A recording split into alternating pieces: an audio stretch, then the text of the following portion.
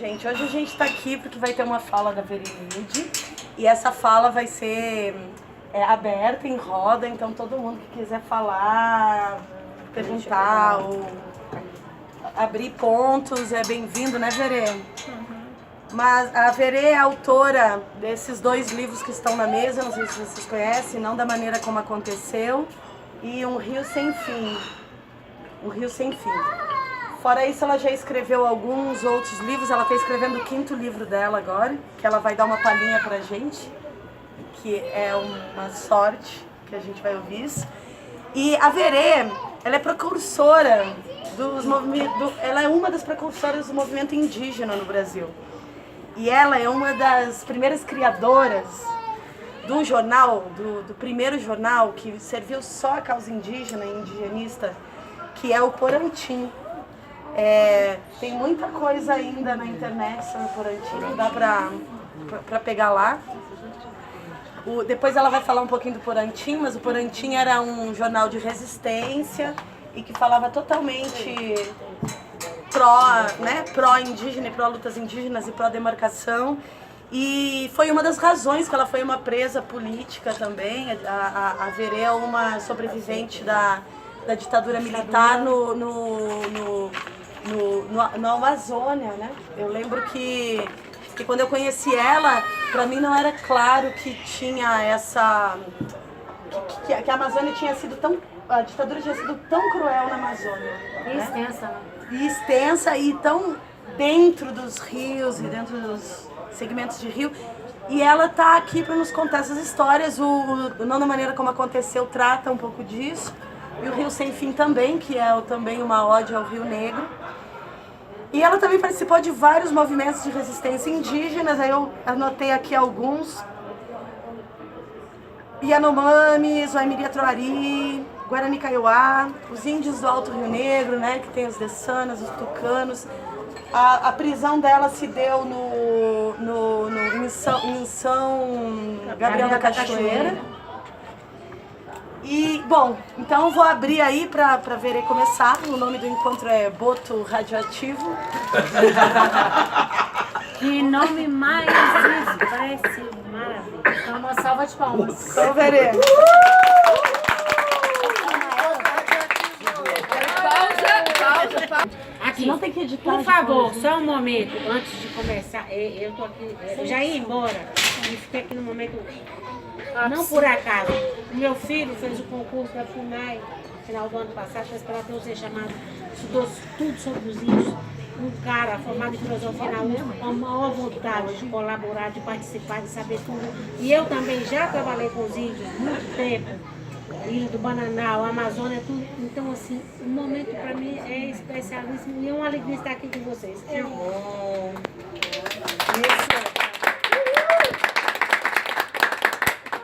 Então, boa noite, gente. Eu peço licença, né, para entrar em vocês um pouquinho no coração, na alma, na reflexão. E eu agradeço profundamente esse momento, que eu sei que esses momentos, assim, eles que não sejam por um acaso. Vocês vão receber algumas informações, né, informações mesmo a nível de local, hora e nome. Mas vocês sabem a extensão disso, que vai muito além, né? Vai muito além da informação e que só com a minha palavra, só com a minha história que eu vou contar, eu acho que é o suficiente. Primeiro de tudo, que Claudinha? Eu recebi... Tudo certo, tá dormindo. Primeiro de tudo, não é que se achegue aqui, companheira. Momento maravilhoso, Cícero. Obrigada. Então, De novo. Essa fala estava marcada, na verdade, para amanhã, segunda-feira. Aí depois passou para hoje às 4. Aí depois passou para as 6 e agora estamos começando, né? E o que me chamou a atenção primeiro é que essas duas loucas, a Fabi e a Leila, deram esse nome, Boto Radioativo. E eu disse bem assim, meu Deus do céu, fiquei chocada. Eu digo, o que se fala, não é, com um título como esse? Boto Radioativo. Ontem eu não consegui pensar, que eu passei o dia no médico. Hoje também eu não consegui pensar. Aí eu digo, o que é o boto? Né? O boto na Amazônia é aquela lenda. É o peixe, não é? É o golfinho, é o boto, que durante a noite ele se transforma num homem, num príncipe, sedutor, pega as mulheres, não é? Leva para o fundo do rio, engravida e depois volta a ser o boto novamente. Então, aqui a gente acha assim engraçado, mas isso ainda funciona muito assim, de vi seringueiras, índias que dizem que falaram, conversaram com o boto, essa coisa. Mas o que e radioatividade? Não é radioatividade, eu não sou da química, mas uma energia. Isso é a reação. É uma ação, reação. É o espaço né? que você construiu.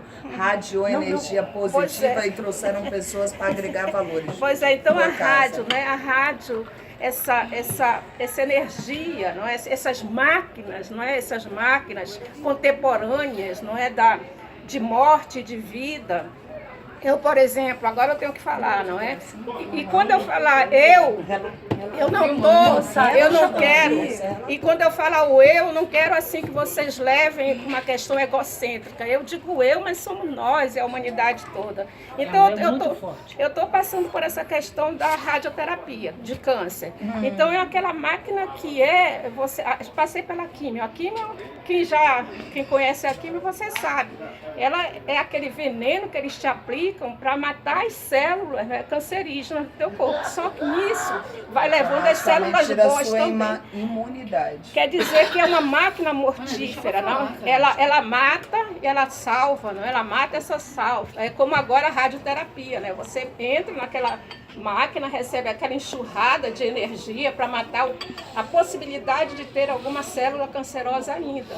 Mas você sabe o desgaste físico que é isso, né? Você sabe como as mulheres com câncer, principalmente de mama, que é um mundo, é o universo que agora eu tô enfrentando, não é? Como elas saem dilaceradas e queimadas, e a loucura que proporciona, né? Você perder um seio, 2 seios, um câncer no útero, etc. e tal. E aí eu penso, não é, nesse boto que seduz e essa máquina, não é, essa radioatividade que tenta te salvar e salva em alguns casos, mas também é uma luta, né? Eu te mato, eu te salvo, né? Vamos ver quem é que ganha no final. E aí eu digo, meu Deus do céu, como é que eu vou, sabe, boto radioativo, não é? Esse boto e conectar assim com histórias da questão indígena. O boto, não é, aquele que seduz, não é? A radioatividade, essas máquinas contemporâneas, não é? Aí eu digo, bem, o que eu mais sei, eu não vou fazer um discurso acadêmico, nem um discurso teórico, não é?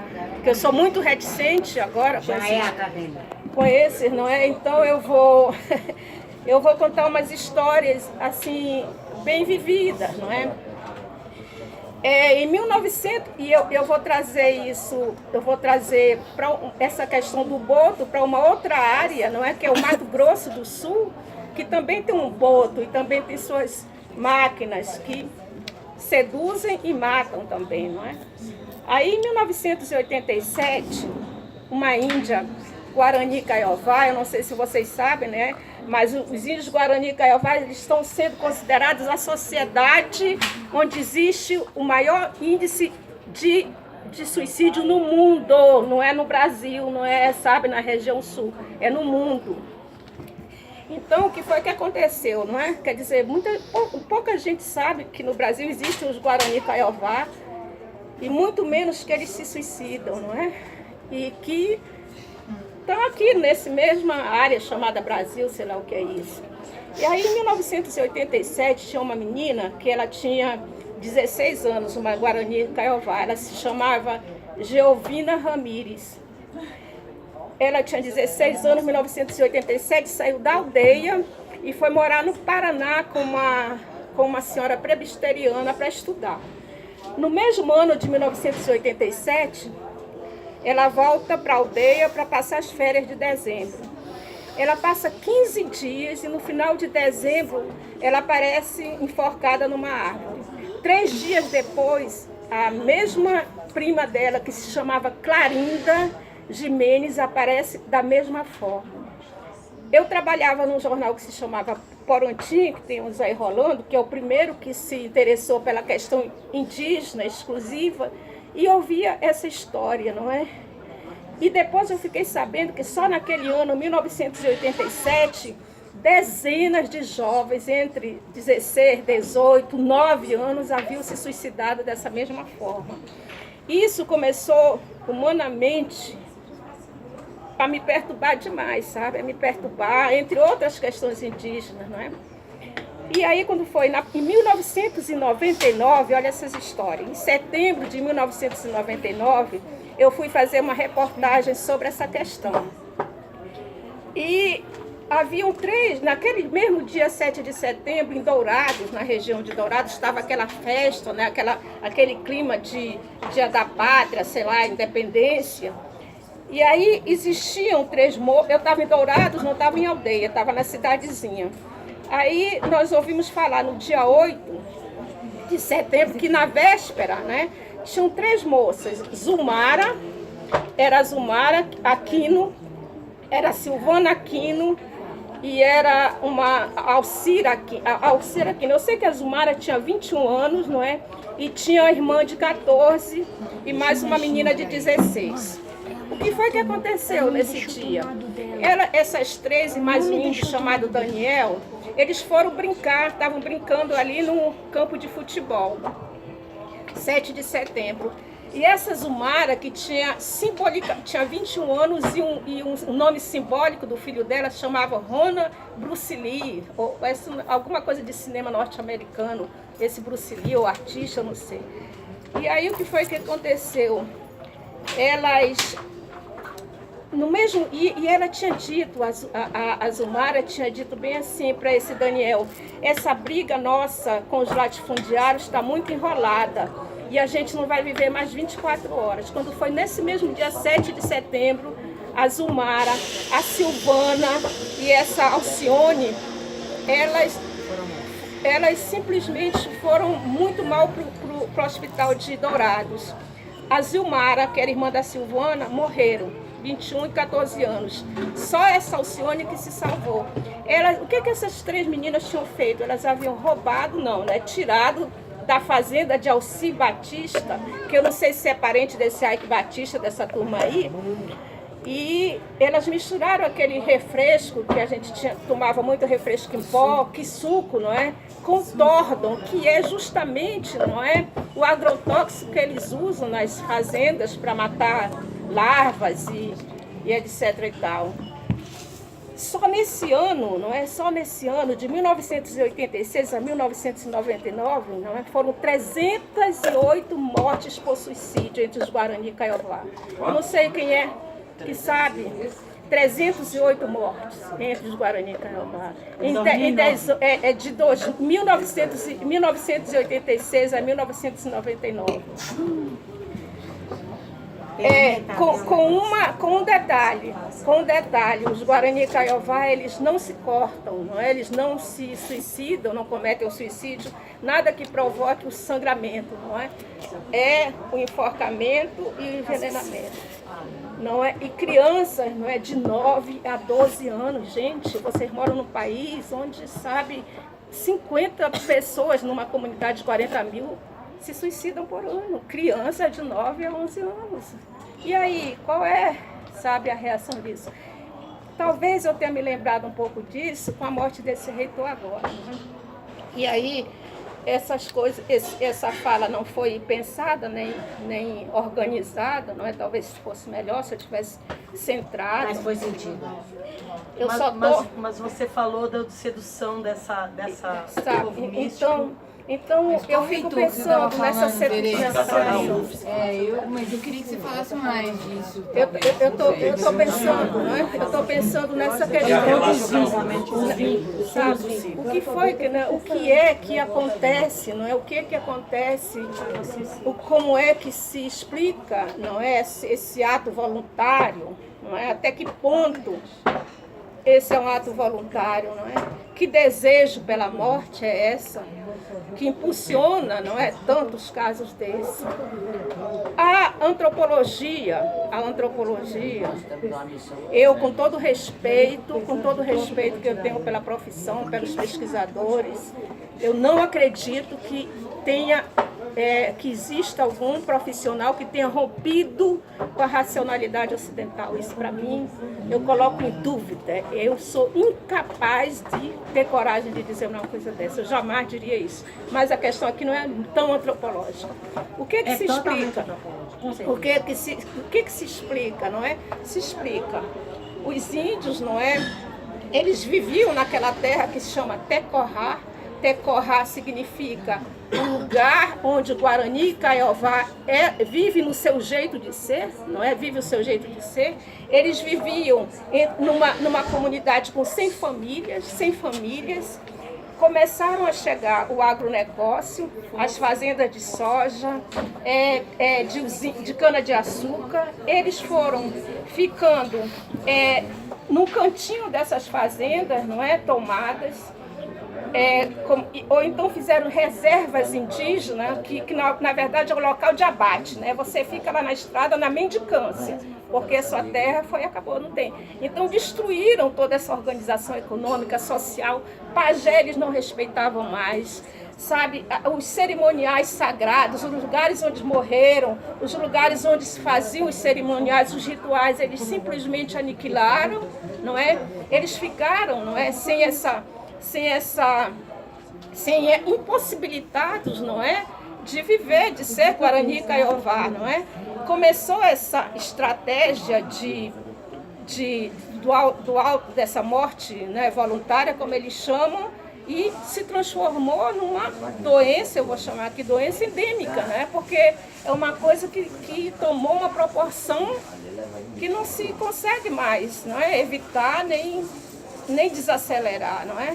Eles têm algumas particularidades que tornam a questão ainda mais complexa, não é? Além da terra, além de todas essas... Porque aí o que vem? Vem uma usina de cana-de-açúcar. Aí vai o índio, ele trabalha lá 8 horas por um salário, passa 3 meses, não é? Quando volta, não traz um tostão para a aldeia, chega, já gastou tudo em cachaça, não é? Sem contar, não é, que essas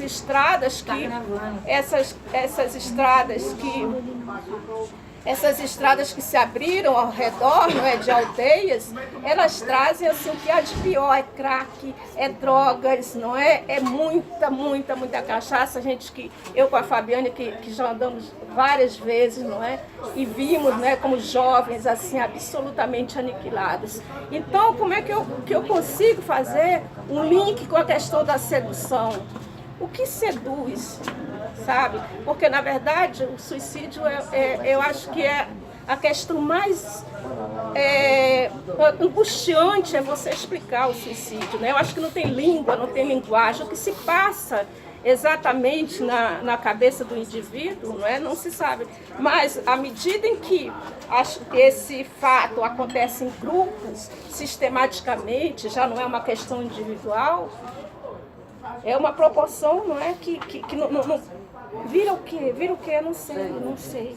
E aí o que torna assim muito os Guarani Kaiowá vulneráveis, não é? É a questão da terra sem mares, não é? Eles acreditam que existe uma terra sem mares, onde não vai haver sofrimento, não vai haver doença, a macaxeira vai nascer absolutamente enorme, não vai ter fome.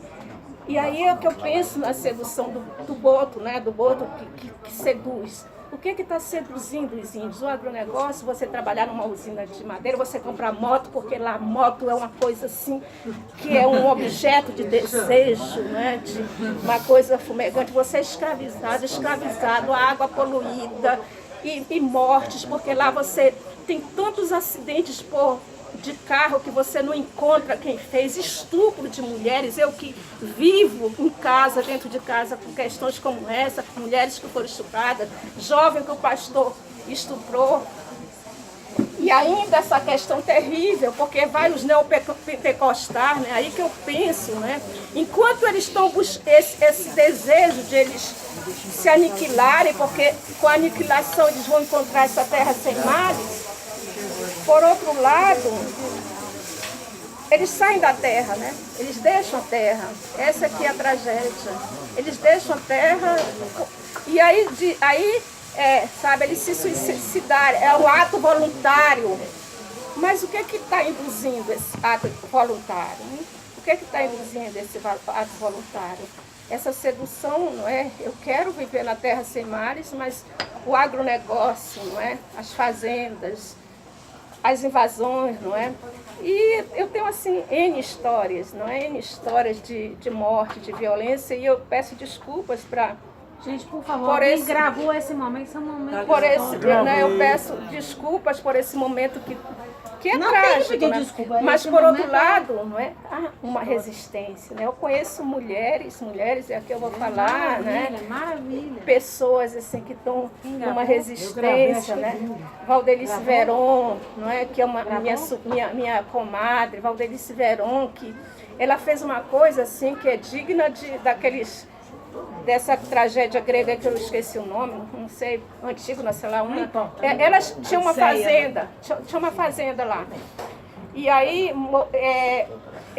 elas fizeram uma retomada, que nós vamos retomar essa terra era a nossa fazenda que invadiu. E aí mataram um índio. Mataram um índio lá dentro, e aí o dono da fazenda e a polícia, blá, blá, blá, não, tem que tirar esse corpo daqui. E ela, não, ele não vai tirar, porque aqui é o lugar dele, e lutou, enterrou ali dentro da fazenda. Aí foi Érica Cocai, daqui de Brasília, foi aquele Paulo Pimenta, foram lá e fizeram um fardunço. Mas sabe, o que te dá essa resistência? Então essa máquina, né, que está te salvando, que está te matando, Essa Valdelice Veron, por exemplo, ela tem 3 irmãos, né, que 2 se suicidaram, um foi morto pelos pistoleiros, porque indígenas. E, por exemplo, eu com a Fabi andando, não tem uma casa lá, não tem uma aldeia onde você chega e não tem um primo, um tio, um filho que suicidou. Eu me lembro do cacique Getúlio, que nós chegamos na casa dele, e ele falando, poxa, era o Dia das Mães, eu passei anos e anos e anos juntando dinheiro para comprar um rádio de pilha, quando foi na manhã que eu me acordei, abri a janela e minha mãe estava enforcada. Então, gente, isso não está tão longe de nós, dessa realidade, não é? Essa sedução que eu estou falando, o boto, ele te encanta, não é? Ele te leva lá para o fundo do rio, não é? Que significa a vida, que significa a morte também. Eu não sei. De início, era isso que eu queria falar, não é? Não, era... Que lindo depoimento, que lindo. Quanta verdade brasileira. Tem uma questão da existência insuportável, né? De história, de os nossos existências de tudo, sabe? Continua. Emoção, caramba. Hein, ô Verê? Mato Grosso do Sul está nessa situação, está sobrando terra para eles praticamente. Eles estão Quem é, por exemplo, que é o ministro da Agricultura, o Magno, né, o Barão, que é de lá. Quem é que está, sabe? É Bunge, é Monsanto, é essa JBS, é Regina Duarte, sabe? A namoradinha do Brasil, que chega lá nos palanques, sabe? Chega lá no palanque e incentiva a invasão da terra indígena, não é? Ela com essa carinha de santa aqui, mas lá... Quem é que comanda o Congresso hoje? Aquela que proibiu as demais. O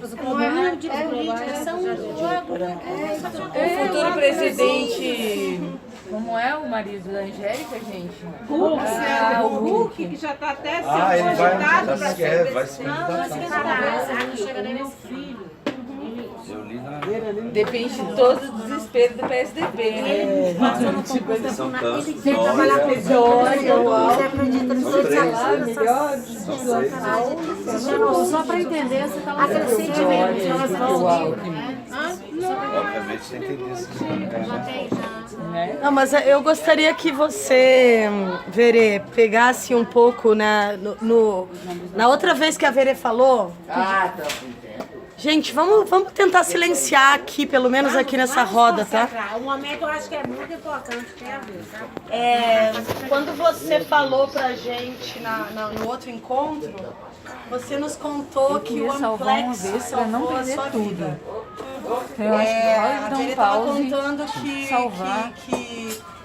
que ela virou jornalista e ela virou Porantini, criadora dos primeiros jornais indígenas do país, porque ela escreveu Amplexo na escola, numa redação, e ninguém esperava que uma índia, afro-indígena, né, Verê, pobre, escrevesse Amplexo. Então isso levou ela para um grau assim, de visibilidade na escola, que acabou lançando ela para a universidade. Foi o Amplexo. Foi o Amplexo. A palavra E Amplexo é abraço. Abraço. Então, a Verê continuou na literatura. Então, se eu pudesse te fazer uma pergunta agora, o que te salva agora? Você fala que o Amplexo te salvou no passado. O que te salva agora? Você comentou antes desse retorno, né, dessa repetição do quase o mesmo. A gente está vivendo uma ditadura militar não declarada, mas muito, com todos os tons. Rio de Janeiro declarou, é declarado. Pior que em todos os tons. E como é que institucional oficial. Como é que é viver isso de novo e como a literatura entra nisso, enfim. Cadê o Amplex? Elas duas sabem dessa história, então eu vou contar porque fica Amplexo, né? Então eu vou contar o seguinte, que o meu pai é Sateré Maué e a minha mãe é uma negra. Então, meu pai é alcoólatra, minha mãe absolutamente ignorante e meio uma vida emocional muito conflitiva, vamos dizer assim. Né? Então, quando criança, eu via muito essa briga deles dois, não é? E meu pai dizia bem assim, seu cabelo de bombril, e ela dizia assim para ele, você, seu índio, que não sabe falar nem português, aí sua macaca, aí ele, sabe? Então, era absolutamente um conflito que eu não entendia. Eu sabia que tinha uma coisa errada, mas não era claro para mim. Então, elas sabem dessa história. Então, eu sempre uso essa metáfora, que para mim é mais leve falar, não é? Para mim era uma ferida sangrando uma outra ferida, sabe? Eram os dois ali se perfurando sem saber, né? E eu muito menos. E aí teve um colégio de elite, da grande elite amazônica, que é filho de seringueiro, né? O colégio era para filhos de militares do Brasil todo. Então, eu fui fazer um exame de redação e escrevi a palavra amplexo, sei lá. E eu sabia o sentido, né, que amplexo era braço. Então, quando eu escrevi aquilo, as freiras, era como se eu tivesse descoberto assim, uma fórmula. Porque era demais, né? Aquela menina suja, sabe? Suja, violenta. Saber coordenar umas frases e ainda colocar a palavra amplexo com X e tudo. Aí foi quando eu consegui essa bolsa, né? E é a mesma congregação dos salesianos. Os salesianos foram terríveis no Alto Rio Negro. Terríveis. Todos do caso. E aí, como é que você equaciona, não é? Essa terribilidade, não é? Que é uma igreja que vai no Alto Rio Negro. E foi o mesmo do Álvaro Tucano, né? Nós éramos ele dos homens e eu das mulheres. Então, e o Álvaro foi um dos grandes precursores desse movimento final de 70, né, meio de 70, de organizações indígenas, porque naquela época, década de 70, quando o Brasil entra nessa tal da modernidade que constrói estradas e vem transamazônica e vem projetos agropecuários, madeireiros, você dizia, não tem como esses índios resistirem, não tem, absolutamente não vão sobreviver, não é? Aí é quando aparece uma Cláudia Andujar da vida, é quando aparece um Xará, é quando aparece uma organização Amazônia Nativa, que tem um padre louco que diz, olha, ele católico viu o massacre que acontecia com os índios de Bororo, no Mato Grosso. Esse homem se chama Egídio Schwad. É um padre que casou, foi expulgado da igreja, mas reza a missa. Louco demais. Ele saiu colhendo gente assim, olha, vamos nos organizar, porque década de 70, a ditadura, não é? A realidade urbana era muito visível, né? Os presos políticos, né? Mas o que acontecia em áreas indígenas, tanto que agora está o resgate, né? Quantos índios foram mortos na ditadura? Quantos, não é? O Emiri Atuari, por exemplo, é um clássico, né? Vão construir a estrada Manaus, Manaus-Boa Vista. No meio da terra tem os Emiri Atuari com uma área cheia de ouro para a desgraça deles, não é? O que acontece? Vai uma expedição de padres, chamada Expedição Padre Calério. O padre chegou lá, e a recepção, para anunciar que eles estavam chegando, que a expedição estava chegando, ele joga 3 tiros para o ar. Os índios já tinham assim, uma história não tão... Olha, os brancos chegavam, eles pegavam gripe. Eles iam pegar naquela cerca, dava choque, eles morriam. Eles já estavam com o pé atrás com os brancos. Aí vem o padre e chega dando tiro. Um dia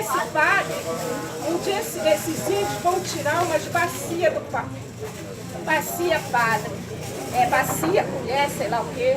E o padre, com raiva, ele se chamava Giovanni Calério. O padre joga mais um tiro e diz: Padre Marupá, ou seja, padre é ruim, padre mata. O que é que os índios fizeram? Pegaram e trucidaram toda essa expedição, mataram, esquartejaram o padre e mais 2 mulheres, não é? E mais 9 pessoas. E só um, que era o Paulo, que eu não lembro mais, que sobreviveu, né? Só houve um cara que sobreviveu. Eu estava interna nesse colégio. E aí o que foi que aconteceu? O governador, uns 11 anos, o governador dizia, sabe, a coisa prioritária nesse momento é você construir a Manaus-Boa Vista, BR-174. Então me fizeram ir com aquele cartolina para a igreja, né? Então Manaus se transformou na coisa mais absurda daquela época, era aqueles helicópteros passando com o saco, né, dos corpos, não é? E eu lá com aquele cartaz, não é? Queremos a estrada, queremos a estrada. E aí os Emiri Atuari se transformam nos monstros, nos desumanos, aqueles que mataram os padres, mataram 2 mulheres, né? O padre Calério, que era o símbolo da pureza, da limpeza, de tudo. Então, era toda essa questão conflitiva mesmo, né? Da Amazônia nessa época, mas era muito, né? Era uma ditadura que agora eu entendo, não é? Agora eu entendo, muito velha, eu devia ter entendido isso há mais tempo, não é? Que era essa ditadura camuflada, né? Que se passava lá nesses lugares longínquos, nos rios, nos beiradões. Mas se entendesse também você não poderia, não teria força. E agora por quê? Que eu vejo, por exemplo, você tem 62 anos como eu, tá? É como se a vida fosse assim, uma roda, não é? Que vai embora e eu tô vendo essa volta se repetir, não é? Essa época, esse golpe, sabe? Para mim foi assim uma coisa absurdamente cruel, dolorida, sofrida. E eu que tenho contato com pessoas dessa idade, quem tem 70 anos, que passou, que foi preso, e isso parece uma coisa espantosa, um pesadelo que é o retorno, né? Volta tudo. Parece que a vida deu uma primeira rodada e agora está a segunda e você vê a mesma coisa, não é? Como dizer isso, como contar essa história que você já esgotou de contar como jornalista, como militante política? Como é que se vai contar essa história? Parece que a palavra perdeu toda a força. Não perdeu. Parece, né? Como é que você vai contar isso de novo? Essa repetição para uma pessoa comum. Esse seu depoimento mostra que a palavra não perdeu a força. A gente tem que repercutir isso, multiplicar várias vezes, porque... Posso fazer uma pergunta? Então, Verena, você fala com muita propriedade, conhecimento de causa, né? Isso é muito interessante. Você está trazendo para mim uma novidade, que eu trabalho aqui na área de educação, em Brasília, há 2 anos, eu sou de Belo Horizonte, mas recentemente eu estou em Brasília. E lá em BH nós jamais ouvimos falar de índio, eu vim conhecer índio em Brasília, que está mais próximo, vim ter contato com índios de várias tribos em Brasília. Uma coisa que me choca muito é a questão do suicídio, né? Isso é muito grave, porque para mim já era grave o genocídio. O genocídio já é extremamente grave, agora você vem falar de suicídio. E a gente não tem, não existe políticas públicas voltadas para trazer isso. Você trouxe números que são seus, mas quais são os números? O que é verdadeiramente, o que é o estudo que traz essa verdade para o Brasil? Porque não existe interesse algum da parte política. Não existe. Aí eu faço uma pergunta para você, que eu te mando essa resposta. O que você acha que pode ser feito a nível de trazer isso, da parte da gestão pública, para trazer isso? Seria retirar os latifundiários, seria tirar todo mundo de lá e deixar os índios plenos, livres, sabe? Mas isso é bem... Você sabe a luta que é, né? De fazer isso. São eles os donos, são, entre aspas. É o fascismo que, sabe, se você se rebela, você é morto. Eu tô mais próxima, eu vou chamar. Se rebela, é morto. Então... Verê, nós temos eu adorei a sua falação. Eu queria, variamos a idade, mais ou menos, né? Eu vou fazer 60, você já tem 62. Quando você estava lá ao cartaz da Boa Vida, da Gente, estrada, vamos tentar da manter onde só pra um onde? pouquinho aqui, ó, silêncio um pouco. Cartaz que você andava com ele na mão, de onde para onde? Boa Vista, Coari. Eu, na mesma época aqui em Brasília, na escola classe 114, ganhei um cartaz, a cidade toda mobilizada, a Fundação Educacional toda mobilizada, com cartaz. Eu ganhei o cartaz na escola e depois ganhei o cartaz aqui. Então, olha só o que eu fiz, né? Que era com relação à Transamazônica. Toda a secretaria foi mobilizada. E se eu te digo o ano, foi em 1971 ou 72. Entendeu? Nós estávamos aqui com cartazes com relação à Transamazônica, com um concurso, né?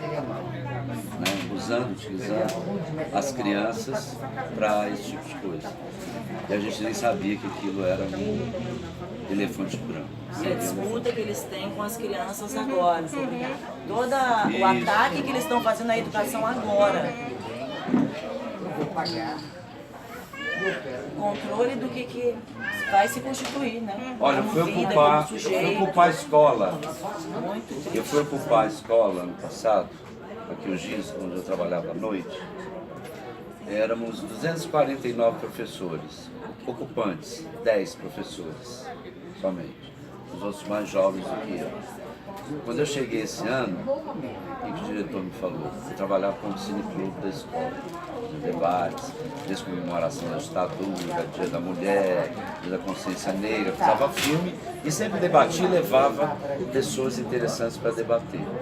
Fiquei sem o cineclube. A sorte que eu aposentei agora. Os mais jovens saíram da escola para ver o estado de exceção, que já vem aí há muito tempo, e daí a coerência de toda a preocupação, de toda a angústia da Verê. Eu sofri na carne. Eu fiquei. Sabe o que o diretor me falou? Eu falei, o que eu vou fazer agora? Não faça nada. Espere a sua aposentadoria. Foi isso que ele me falou. Eu era já readaptado para a sala de aula, não poderia voltar. Entendeu? Eu passei isso na carne, entendeu? Então é isso, gente, é isso. É cuidado, não é com aquilo que nos seduz. Né? O que é que nos seduz agora? Coisas maravilhosas. Que A morte do Temer. Antes de ir para os finalmente, Do Hollenberg. eu quero insistir um pouco na questão da literatura. que a gente está aqui com os livros, o Porantins, os 2 livros da Verê. E ela escreveu 5 livros, ela está no 5º agora, né? O livro anterior dela, que é o Parto, é um livro de poesias, né, Verê? Que ainda não foi publicado. E o 3º também está do tipo, prestes a ser publicado, que é um livro onde ela faz um resgate do indigenismo brasileiro. Ela fez esse livro para a OPAN, que é a Operação Amazônia Nativa, e ela faz esse resgate de toda essa geração dos anos 70, que na verdade começou também a ajudar os indígenas na sua luta e trazer tecnologias novas de demarcação de terra e incentivar. Não é o Estado que decide qual que é os locais de demarcação, mas são os índios, né? Então eu acho engraçado, eu acho até engraçado esses dias que eu ouvi um negócio na internet lá que o cara dizia assim: aí esses índios ficam tomando ayahuasca ou ficam dormindo e sonhando, e aí ficam sonhando com as terras, e aí vem os antropólogos e dizem: ah, essa terra é indígena. Esse bando de vagabundo, um negócio de direita que eu vi. Então, essa eles... nova legislação que está batendo em cima disso a partir de 88. O que não era TI, a partir de 88, agora não vai ser mais. Então a questão da demarcação das terras, com essa geração que entrou para colaborar, né, essa geração indigenista, tratava muito da questão dos sonhos, das narrativas, das cantorias, como também um espaço para demarcar as terras. A minha pergunta para a Verê, trazendo para a literatura dela, é de novo a literatura, né? Como eu perguntei antes, como é que tanto como o Amplexo salvou a sua vida antes e como que a literatura está salvando você agora. Eu queria que você, inclusive, o abraço, como você vê a sua literatura agora, diante desse momento, e o que você está escrevendo agora? Não, o que eu vou fazer agora, nesse momento, na minha literatura, é inventar personagens que vão questionar, sabe? Com que linguagem você vai contar uma história que já foi contada de 1000 formas, não é? Qual é a reciclagem na tua linguagem? Em se tratando, por exemplo, da questão da morte voluntária entre os Guarani Kaiowá, ou seja, o suicídio, eu sei, assim, eu estou assim no impasse, né? Num impasse muito grande, pelo seguinte, porque na vida real, eu sei das lideranças Guarani e Kaiowá que aparecem, não é? Que há um discurso sobre elas da líder indígena forte, heróica, que vai mudar, que diz, não, nós vamos resistir. Nós não vamos cair nessa sedução do autoaniquilamento, dessa morte voluntária, que a gente está vendo que não é uma morte tão voluntária assim. Não. Apesar desse desejo da terra sem mares. Mas, ao mesmo tempo, na minha casa, na minha alcova, eu sei da extrema fragilidade dessas pessoas. Quanto mais você aparece mediaticamente, mundialmente, como uma liderança forte, ela é a fragilidade que luta intensamente contra esse desejo, sabe? Até porque, digamos assim, é uma responsabilidade social. Eu não posso fazer isso, não é? Porque eu tenho centenas de pessoas que vão ser influenciadas, não é? É essa. Então, não há linguagem suficiente para explicar esse ato voluntário, que é uma angústia do sujeito sozinho. Mas, como eu falei, se a coisa se repete via social, é porque existe um contexto externo que motiva, que te alicia para esse autoextermínio. E aí é muito fácil dizer, olha, eles estão se suicidando, mas é uma atitude voluntária, corajosa, política, etc. e tal. Mas e aí, o que é que você pode fazer sobre isso? Dizer, para além da morte, o que é que você pode dizer? Encontrarão essa terra sem mares que eles tanto buscam? Eu não posso ir além disso. Esse é um conflito literário também, da língua, da linguagem, como você dizer isso. Totalmente Como entrar. Mas eu acredito na linguagem literária como o discurso que subverte. Não é? Como o discurso que subverte, eu acredito na literatura muito mais do que na antropologia, no discurso acadêmico, no discurso jornalístico, etc. E tal. Então você acha que a subversão É isso que você está está fazendo aqui ao vivo agora, a gente está sentindo isso nas suas palavras. Subvertendo, A literatura, para mim, é o discurso dessa, que te traz na tua que vai te tocando ali no teu âmago, que é esse que te resgata. E é o que eu posso oferecer, essa fala para vocês, essa Nossa, escrita. e isso é demais. E poder desfrutar disso assim é emocionante, é muito forte. Sabe assim, é um momento sem descrição. Uma força da natureza. É isso que eu posso falar. Desses nossos índios que estão ali. Sabe o que eu vejo em você, assim, eu acompanhei, enquanto eu dava conta um pouquinho lá no Facebook, as suas postagens, então eu vi uma fibra em você, um certo norte para reconhecer qual é esse lugar, sabe? Do seu resgate enquanto ser, né? Que você, sabe, só na sua inteireza, que eu acho, na medida que eu faço uma certa imersão, eu fiz pouco, reconheci, mas que você imerge um pouco na alma do que é estar com eles. Isso faz uma diferença tão maravilhosa, porque eu ouvi, inclusive, acho que não sei se foi Tucano, olha, eu não estou lembrando quem me disse essa questão, mas que uma das questões mais importantes agora